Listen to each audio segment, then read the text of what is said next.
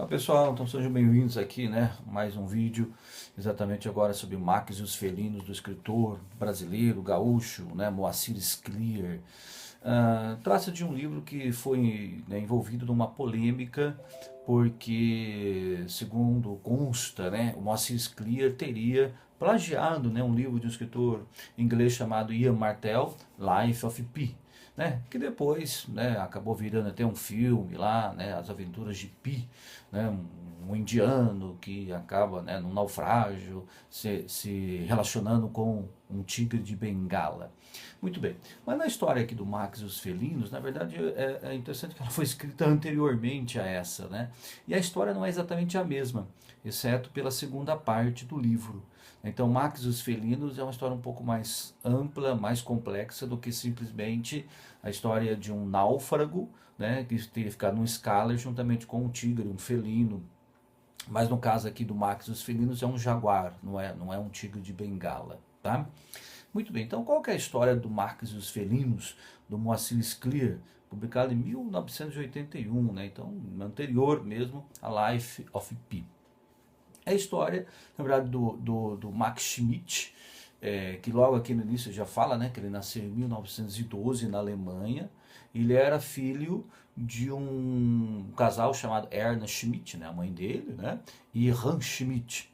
Esse Hans Schmidt tinha uma loja, na verdade ele era caçador, depois lá na Alemanha ele tinha lá uns felinos empalhados, mas vendia roupa, vendia uma série de coisas, um comerciante, né?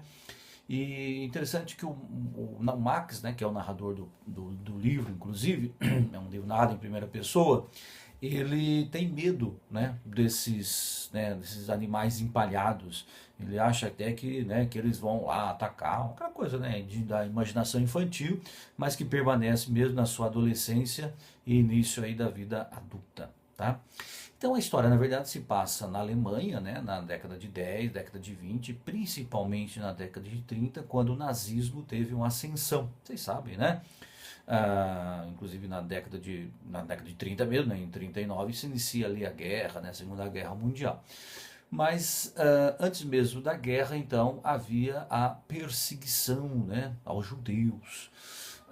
Interessante que o Moacir Scliar era judeu, né, já faleceu. Então, esse nosso amigo aqui, o Max Schmidt, né?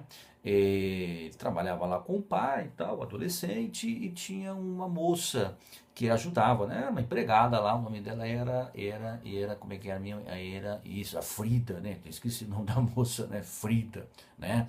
Então a Frida trabalhava lá, mas não tinha muito o que fazer e tal, então muitas vezes a Frida ficava lá conversando com o Max, né? Conversa vai, conversa vem, né? Eles acabam lá tendo, né, um pequeno relacionamento amoroso. Com detalhe, né? A Frida era casada, né? Era casada. Enfim, mas no caso a Frida acaba sendo mandada embora por outros motivos, né? Porque não tinha muito comércio, né? Tava faltando dinheiro. E ela encontra-se com o Max e pede para o Max pegar lá um casaco que tinha lá à venda, que ela gostava muito, né? E o Max aceita a proposta, leva o casaco para ela, e eles, né, tem um relacionamento lá de novo, coisa e tal. Só que o livro é dividido em três partes, né, que esqueci de dizer. Então, e nessa primeira parte a gente tem toda essa história. E o que que acontece? Um dia estava lá o Hans, né, o pai do Max, andando com o próprio Max, e viu a moça, né, a Frida, com o casaco roubado. Aí que ele ficou, né, bravo, né, ficou, olha aí, essa pilantra, não sei o que, me roubou, né, e coisa e tal. Então ele, né, o pai aí do Max, né, vai atrás dela, aí enfim, ela fica muito nervosa e coisa e tal, até que, né, o Max conta a história, o que tinha acontecido de verdade. Muito bem, o pai perdoa, né, o menino ali e tal, e fala, na verdade você tem que estudar, né, não dá para você ficar trabalhando como comerciante, você vai estudar. E é interessante que o Max começa a estudar e se dá bem na universidade, e até conhece um professor que fala muito do Brasil, né? Fala muito de animais exóticos. Então, assim, o título, né, Max e os Felinos, porque sempre há um animal, um felino no meio da história. Então na primeira parte da história são os animais empalhados, né? Na segunda parte eu já chego lá. Muito bem. Então, acontece que o Max, né, e a Frida ainda continuaram ali uma certa amizade, né, inclusive com outro rapaz chamado Harold, e eles tinham ideias um pouco libertárias, né, estamos na Alemanha nazista, não chegavam a ser comunistas, mas tinham lá ideias diferentes daquelas apregoadas pelo nazismo, o Harold principalmente. E como o marido da Frida descobriu o pequeno caso ali, né, que ele teve lá que ela teve com o Max, ele denuncia os dois, denuncia os três, na verdade, para a polícia nazista, né, que começa ali uma perseguição e coisa e tal contra, sobretudo, o Harold e o Max, acusados então de serem antinazistas, o que evidentemente era um crime muito grave à época. O Max, por exemplo, não pensava nisso, né? Não pensava assim, melhor falando. Ele achava que ele só tinha cometido o adultério, né? Um crime de adultério e coisa e tal. Mas a coisa era mais complexa. Então a Frida fala para ele: ó, vai embora daqui, vai embora da Alemanha, você pode ser morto, não sei o quê. Inclusive, daí ele percebe realmente que isso ele corre um sério perigo e parte, né? Vai embora da Alemanha num navio. Ele pega um navio lá né, e o navio vai até o Oceano Atlântico, na Alemanha, tal, lá em cima, tal, mas depois desce, vai lá até o Oceano Atlântico, e lá no Oceano Atlântico, então, o navio afunda, mas é de propósito, porque o dono do navio queria pegar o seguro, né, enfim. O Max, na verdade, ia servir, ele era o famoso boi de piranha, né, quer dizer, o cara é só para morrer e para, né, dizer que... Né? Então ele estava escapando da morte lá dos nazistas, mas iria morrer no naufrágio. Aí a gente tem então a segunda parte aqui do livro. Olha o título da segunda parte: O Jaguar no Scalar, né? Então, aí nessa segunda parte que se assemelha à história lá, as aventuras de Pi, né? Porque é exatamente esse momento, então o navio afunda, ele consegue escapar, né? Fica ali num Scalar, né? Num bote, e há alguns animais ali no navio também, né? Por acaso também de zoológico, como acontece nas Aventuras de Pi, ou Life of Pi, né? O título original do livro. Mas o nosso amigo aqui, o Max, então consegue se salvar, e ao mesmo tempo que tem lá o Jaguar no navio, né? No Scalar, melhor falando. Então aí realmente essa segunda parte é parecida com as Aventuras de Pi, porque ele fica ali no navio, melhor falando, no Scalar, né? E tenta ali, né, sobreviver àquele jaguar. Então na primeira parte são os felinos empalhados. Na segunda parte é o felino real, né? Imagina você estar diante de um animal querendo te devorar e coisa e tal, né? Enfim, então é a segunda parte. E o fato é que ele consegue ir navegando, e ele vai chegar até ao Brasil, né? Até Porto Alegre, né? Até o Rio Grande do Sul. O Rio Grande do Sul, talvez porque o Moacir Sclia era gaúcho, então ele poderia ter colocado em Pernambuco, na Bahia, em qualquer outro lugar, mas o fato é que ele chega até o Rio Grande do Sul, né? Aliás, uma região, vocês sabem, né, escolhida por muitos alemães, né, para viver, os italianos, os alemães, tanto no Rio Grande do Sul, como também aqui no Paraná, né, Santa Catarina, uma região por se assemelhar mais o clima, né, à Europa, né, particularmente ali a Alemanha, a Itália, coisa e tal. Muito bem.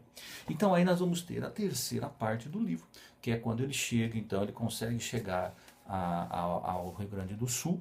E olha o título da terceira parte, olha aí, ó, A Onça no Morro. Então mais um felino aqui. Então o primeiro felino são os animais empalhados, o segundo o jaguar ali, né? E agora a onça, né? A onça pintada, né? Enfim. Então aqui na história, o nosso amigo Max tinha vindo com um pouco de dinheiro, tinha vindo com algumas pedras preciosas, anel, alguma coisa para ele vender. Porque, é claro, o dinheiro, né, iria molhar lá, mas ele consegue, então, vender, né, aquilo que ele havia trazido de valor, e se estabelece em Porto Alegre, né? Se estabelece em Porto Alegre.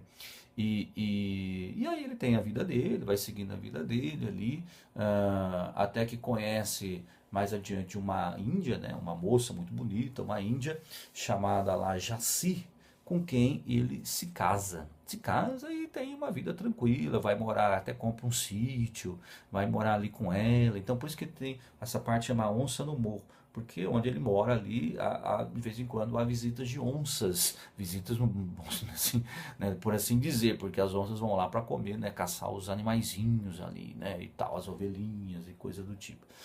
Mas nem esse é o ponto principal da terceira parte, é mais o título mesmo. Acontece que o nosso amigo aí, o Max, né, tá casado com a Jaci, tem uma filha com ela, inclusive depois até tenta, né, reencontrar o pai, né, e reencontra, ele volta para a Alemanha, fica um tempo lá, depois do final da guerra, né, muito bem, da Segunda Guerra Mundial. E o Max, então, ele segue a vida dele normalmente, até que ele reencontra um conhecido, né, em Porto Alegre, ele reencontra, melhor falando, no Rio Grande do Sul, um conhecido. Quem era esse conhecido?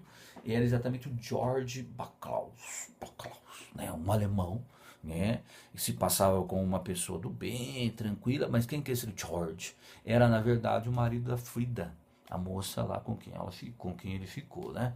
Então ele reconhece e era um momento assim de denúncia, né? O próprio Max sofreu um pouco de preconceito por ser alemão, até ele explicar que ele não era nazista, ele era contra o nazismo, inclusive, então ele sofreu preconceito. Então o Max queria que o George fosse preso. Por quê?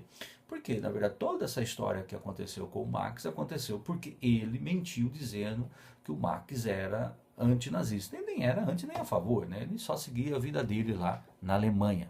Mas o fato é que ele queria se vingar do George.